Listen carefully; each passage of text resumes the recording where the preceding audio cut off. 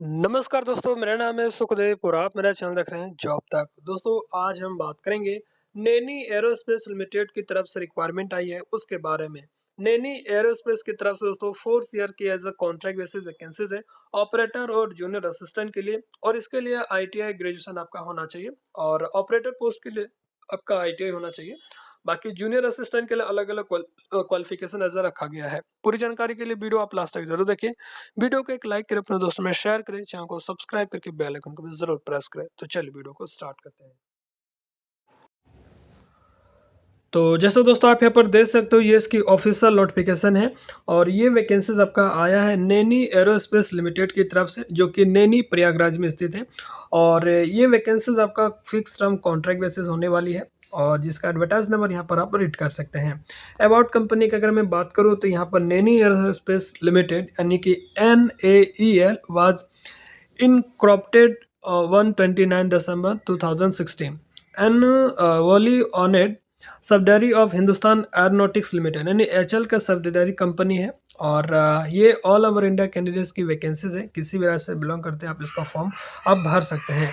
यहाँ पर जो वर्क वगैरह जो होती है मेनली प्रोडक्शन की अगर मैं बात करूँ तो aircraft, helicopter, loom, wire harness और stub wings for LCA, structure of helicopter and drone. ठीक है, तो यहाँ पर जो वैकेंसीज है वो आपका फिक्स टर्म एम्प्लॉयमेंट यानी कि FT बेसिस पर रहेगा डायरेक्टली आपका 4th ईयर तक। ठीक है, 4 ईयर कॉन्ट्रैक्ट कंप्लीट होने के बाद में भी एक्सटेंड भी हो सकता है, डिपेंड ऑन प्रोजेक्ट और आपका इंडिविजुअल परफॉर्मेंस पर। बट अभी आपका सिलेक्शन होता है तो 4 साल के लिए यहाँ पर आप ऐसा कॉन्ट्रैक्ट बेसिस पे जॉब कर सकते हैं। चलिए इसकी वैकेंसीज के बारे में बात करेंगे। तो जिस पोस्ट के लिए आप अप्लाई करेंगे उसका पोस्ट कोड अलग अलग है, तो फॉर्म भरते समय आपको ध्यान रखना पड़ेगा किस पोस्ट के लिए आप अप्लाई करेंगे, उसी पोस्ट कोड का आपको यहाँ पर फिल भी करना है। ठीक है, तो पहला जो पोस्ट कोड है TBWGD004। इसमें नेम ऑफ पोस्ट की मैं बात करूं तो ऑपरेटर SS की है, जिसमें इलेक्ट्रॉनिक्स मैकेनिक की वैकेंसीज है।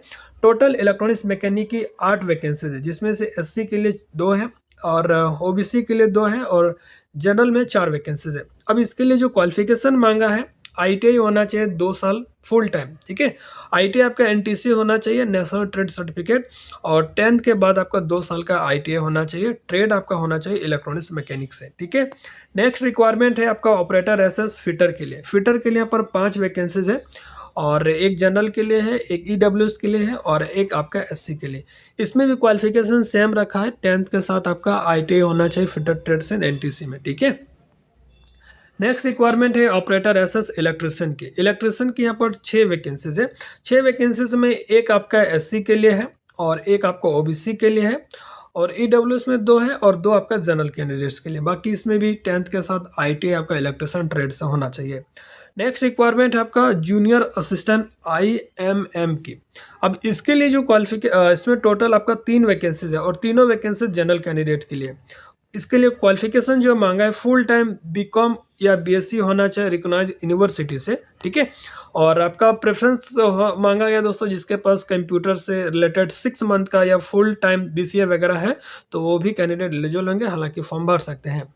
नेक्स्ट रिक्वायरमेंट है जूनियर असिस्टेंट HR की। इसमें HR में ओनली 2 पोस्ट है, एक आपका SC के लिए है और एक पोस्ट आपका OBC के लिए। ठीक है, अब HR पोस्ट के लिए जो क्वालिफिकेशन मांगा है वो आपका फुल टाइम BA या BSc या BBA या BSW होना चाहिए। ठीक है, साथ ही आपको टाइपिंग और स्टेनोग्राफी कंप्यूटर से रिलेटेड 6 मंथ का जो है कोर्स भी होना चाहिए। ठीक है, नेक्स्ट है आपका जूनियर असिस्टेंट फाइनेंस की। इसमें भी 2 वैकेंसीज है और इसके लिए क्वालिफिकेशन फुल टाइम BCom या BBA होना चाहिए। ठीक है, और नेक्स्ट रिक्वायरमेंट है जूनियर असिस्टेंट IT सेक्टर की। इसमें 2 वैकेंसीज है और इसके लिए फुल टाइम BCA या BSc होना चाहिए, या अपने कंप्यूटर या IT वगैरह से भी कर रखे तो भी इसका आप फॉर्म जो है आप भर सकते हैं। ठीक है, और यहाँ पर देखिए क्वालिफिकेशन एंड एक्सपीरियंस की अगर मैं बात करूँ तो candidates applying for the above mentioned post should possess the qualification as a mentioned against each post।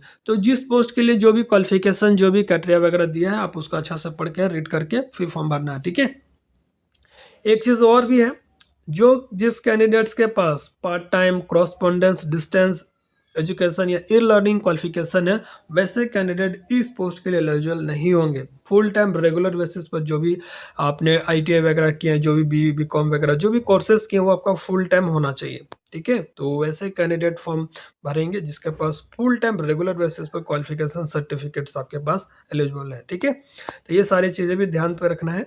Age limit की बात करें तो यहाँ पर सभी पोस्ट के लिए ऑलमोस्ट 18 साल मिनिमम रखा गया और मैक्सिमम आपका 28 साल रखा गया। बाकी यहाँ पर जो एज की काउंटिंग होगा आपका 31/5/2026 तक जनरल कैंडिडेट के लिए 28 साल होना चाहिए। ठीक है, बाकी यहाँ पर एज का रिलैक्सेशन मिलेगा। ठीक है, और ओबीसी के लिए 3 साल है, एससी एसटी के लिए 5 साल है, पीडब्ल्यूडी के लिए अलग से है। बाकी अदर कैंडिडेट्स जो है जैसे कि एक्स सर्विसमैन वगैरह, एक्स अप्रेंटिस वगैरह, उन लोग को अलग से मिलेगा इसका रिलैक्सेशन, उनको प्रेफरेंस मिल जाएगा। एक चीज़ और है, जो ओबीसी कैंडिडेट्स है नॉन क्रीमी लेयर के, उनका जो ओबीसी सर्टिफिकेट 6 मंथ से ज़्यादा नहीं होना चाहिए, वो आपका सेंट्रल वगैरह होना चाहिए। ठीक है, सेंट्रल गवर्नमेंट का फॉर्मेट में होना चाहिए। ठीक है, तो ये भी आपको ध्यान में देना है। डॉक्यूमेंट वेरिफिकेशन के टाइम में आपको जो भी प्रेस कवरेज फॉर्मेट दिया उसको भी लेके आपको आना पड़ेगा, और ये 6 मंथ से ज़्यादा आपका नहीं होना चाहिए ओबीसी सर्टिफिकेट पुराना। ठीक है, तो ये भी सारी चीज़ आपको ध्यान में रखना है। बाकी और भी सारा डिटेल्स दिया गया है, आप इसको रीड कर सकते हैं। प्लेस ऑफ पोस्टिंग की बात करें तो नैनी एरोस्पेस में ही रहेगा, प्रयागराज उत्तर प्रदेश में। बट आपको अगर कहीं ज़रूरत पड़े काम का अगर रहे तो आपको कहीं भी ट्रांसफ़र या पोस्टेड कर सकता है जहाँ पर इनके प्रोजेक्ट चलेंगे। टेंडर ऑफ एंगेजमेंट की बात करें तो फर्स्ट आपका जो है 4 साल का कॉन्ट्रैक्ट रहेगा, 4 साल के बाद में भी एक्सटेंड भी हो सकता है, डिपेंड ऑन प्रोजेक्ट रिक्वायरमेंट। तो ये सारी चीज़ भी आपको ध्यान में रखना है। बाकी सारा डिटेल्स मैंने बता दिया है। यहाँ पर बेसिक पे की अगर मैं बात करूँ तो यहाँ पर ऑपरेटर के बेसिक है 4200 और जूनियर असिस्टेंट का रहेगा 4620 रुपये। बाकी डीए वगैरह भी मिलेगा, ये सारी चीज़ें यहाँ पर देख सकते हो। ठीक है, तो ये सारी चीज़ें होने के बाद दोस्तों आपको जो है सैलरी वगैरह यहाँ पर देख सकते हैं।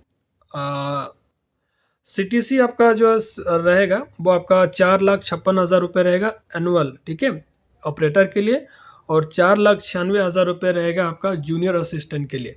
तो आप इसको जो है अगर मंथली अगर बात करें सारी चीज़ें कटने के बाद, तो आपको जो है इसको मंथली निकाल सकते हैं कितना आपका मंथली वगैरह मिलेगा। ठीक है, तो 19,790 रुपये आपका ऑपरेटर का रहेगा, 21,769 रुपये आपका जूनियर असिस्टेंट का रहेगा। बाकी और भी सारे अलाउंस वगैरह यहाँ पर रहेगा, बाकी यहाँ पर देख सकते हैं। और पेड लीव वगैरह भी रहेगा, 2.5 रहेगा आपका एवरी मंथ। ठीक है, और साथ ही आपको यूनिफॉर्म वगैरह मिलेगा, स्नैचिंग चार्जेस वगैरह, वो सारी जो शूज़ अलाउंस वगैरह मिलेगा, जिसमें सेफ्टी शूज़ वगैरह आपको रहेगा। ये सारी जो मिलेगा कंपनी की तरफ से जो भी फैसिलिटीज़ वगैरह है। सिलेक्शन प्रोसेस के बात करें तो यहाँ पर रिटन एग्ज़ाम होगा। ठीक है, और रिटन एग्ज़ाम में देखिए ओबीसी जनरल के लिए और ईडब्ल्यूएस के लिए 60% मार्क्स आपको लाना पड़ेगा। एससी एसटी पीडब्ल्यूडी के लिए 50%, हालांकि इससे भी ज़्यादा कट ऑफ चल जाता है। ठीक है, बाकी यहाँ पर जो शॉर्टलिस्ट जो कैंडिडेट होंगे उसको रिटन टेस्ट के लिए बुलाया जाएगा, और डॉक्यूमेंट सब्जेक्ट टू वेरिफिकेशन और रिटन टेस्ट होगा ओनली। ठीक है, स्किल टेस्ट वगैरह तो ऐसा कुछ नहीं लिखा है। और जो कैंडिडेट यूपी के हैं और एक्स अप्रेंटिस है, हालांकि उनको मेल वगैरह भी आया होगा एम्प्लॉयमेंट वगैरह के।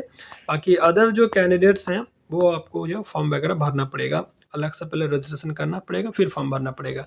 एग्जाम पैटर्न की बात करें तो इसमें 3 पार्ट्स में एग्जाम होगा। पार्ट 1 में 20 क्वेश्चन आपका जनरल अवेयरनेस का रहेगा। पार्ट 2 में आपका 40 क्वेश्चन इंग्लिश और रीजनिंग का रहेगा। पार्ट 3 में आपका 100 क्वेश्चन आपका टेक्निकल ट्रेड से, जो भी आपके स्ट्रीम है, ट्रेड है, डिसिप्लिन है, उससे क्वेश्चन रहने वाला है। ठीक है, तो ये सारे चीज़ यहाँ पर देख सकते हैं दोस्तों। बाकी और भी अगर मैं बात करूँ तो मेडिकल एग्जामिनेशन वगैरह भी यहाँ पर होगा, और 200 रुपये का एप्लीकेशन चार्ज भी यहाँ पर रखा गया है। आपको अप्लाई करना कैसे है इसके बारे में बात करते हैं। एक्स अप्रेंटिस जो है, यानी कि नैनी एरोस्पेस से अप्रेंटिस वगैरह किए हैं, उनको ईमेल वगैरह आया होगा। ठीक है, और उनको वैसे ईमेल वगैरह आया होगा तो उसके माध्यम से भर सकते हैं, या तो स्पॉन्सर किया होगा एम्प्लॉयमेंट एक्सचेंज सैनिक बोर्ड वगैरह से, वैसे कैंडिडेट तो एलिजिबल अप्लाई कर सकते हैं। बाकी जो अदर कैंडिडेट्स है, ये यहाँ पर देखिए, अदर कैंडिडेट को पहले यहाँ पर जो है इसका जो वेबसाइट है वहाँ पर आपको रजिस्ट्रेशन करना पड़ेगा, फिर login user ID password generate करके फिर वेबसाइट में जाके लॉगिन करके फिर आपका फॉर्म भरना पड़ेगा। ठीक है, तो फॉर्म भरने के लिए कोई परेशानी अगर हो रहा है तो प्लीज़ मुझे कमेंट करके बता दीजिएगा, हो सकता है मैं फॉर्म भरने का भी वीडियो आप लोगों को बना दूंगा। ठीक है, या जो नैनी एरोस्पेस से नहीं है, अप्रेंटिस वगैरह नहीं किए हैं, अदर कैंडिडेट है, उसको कैसे रजिस्ट्रेशन वगैरह करना है इसके बारे में अगर चाहिए वीडियो तो प्लीज़ मुझे कमेंट करके बता दीजिएगा, ठीक है। बाकी सारा डिटेल्स मैंने बता दिया है, कोई डाउट है तो कमेंट करके पूछ सकते हैं। मिलते हैं नेक्स्ट वीडियो में।